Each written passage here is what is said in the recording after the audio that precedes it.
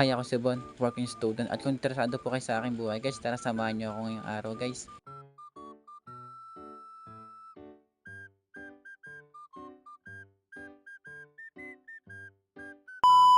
Nakapamili na pala kami guys ng mga paninda namin guys ngayong araw. Nilalagay ko na pala dito guys sa timbagas yung galunggong namin tapos alumahan. Ang mahal nga ng galunggong guys, 240 pesos per kilo ang kuha ko. At may benta ko nga lang yan ng 290 pesos guys para may 50 pesos tayo per kilo. At yung manok naman guys ay mahal nga rin, 200 nga per kilo ang benta ko neto. Tatlong piraso nga lang pala yung kinuha ko ng manok guys para saktuhan lang. Mahirap na kasi guys pag may natira, ang hirap habulin ng kita. Kaya binabalance ko talaga yung mga paninda namin guys para pag nagtinda kami ay may kikitain talaga kami. Kumuha rin pala ako guys ng guys isang box lang para dagdag income na rin to. Mas maganda na rin kasi guys kapag nagdadagdag tayo ng paninda para may extra income tayo. Yung hipon pala natin guys ay sobrang mahal nga, 470 ang kuha ko nito guys. Magaganda naman siya guys tapos ang lalaki kaya sobrang mahal. Pagkatapos ko mag-display ng mga isda guys, i-display ko na rin yung mga gulay ko. Tulad pa rin sa nakaraan guys, ang mamahal pa rin ng mga gulay ngayon. Ganun talaga guys kasi magpapasko na rin, mahal talaga yung mga bilihin. Andito na pala kami guys sa San Cecilia guys at naglalakad na kami papunta sa masuki namin. Ang buwan naman nga namin guys ay si ate kumuha sa amin ng hipon halagang 200 pesos. Ilang piraso nga lang yung 200 pesos guys kasi nga ang lalaki.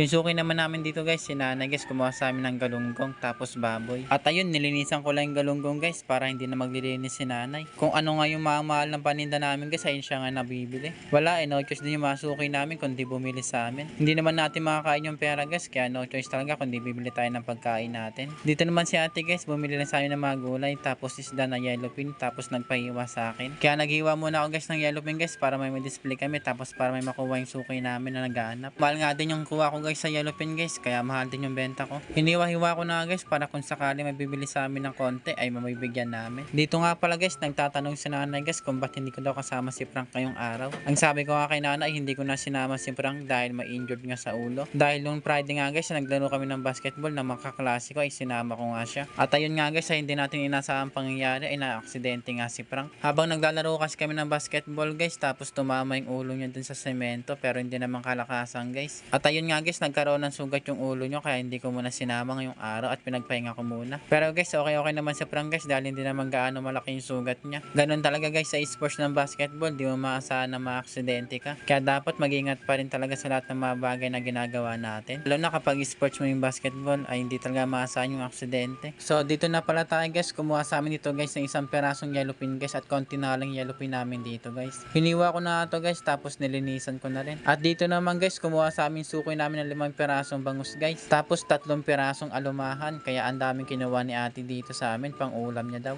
Yung ginawa ko nga dito guys yung 3 perasong bangus ay pang sigang nga tapos yung 2 piraso naman ay pang daing. Natagalan din ako maglinis nito guys kasi 5 pirasong bangus yung nililinisan ko tapos 3 pirasong alumahan. So hiniwa ko nga lang sa dalawa guys yung alumahan guys para saktuhan lang yung laki niya. At nung matapos na ako guys ay uuwi na kami guys dahil medyo tanghali na rin kami. At eto nga guys kasama ko nga ulit si Justin ngayong araw guys kasi hindi ko nga kasama si Frank ngayon. Buti na lang kasama ko si Justin ngayong araw guys para may katulong ako. At andito na pala kami sa bahay guys at tirahan lang kami ng konting gulay guys tapos isda. At yung grapes nga namin guys ay naubos na nga rin. At eto na pala si Frank guys ay yung sugat niya guys bandang noo nga. Yan nga guys tawang-tawa nga siya sa ginawa niya ng isang araw. So paano ba yan guys, hanggang dito na lang yung video natin. Huwag kakalimutan mag-like and share and follow ha. Maraming salamat, kita-kits sa next video.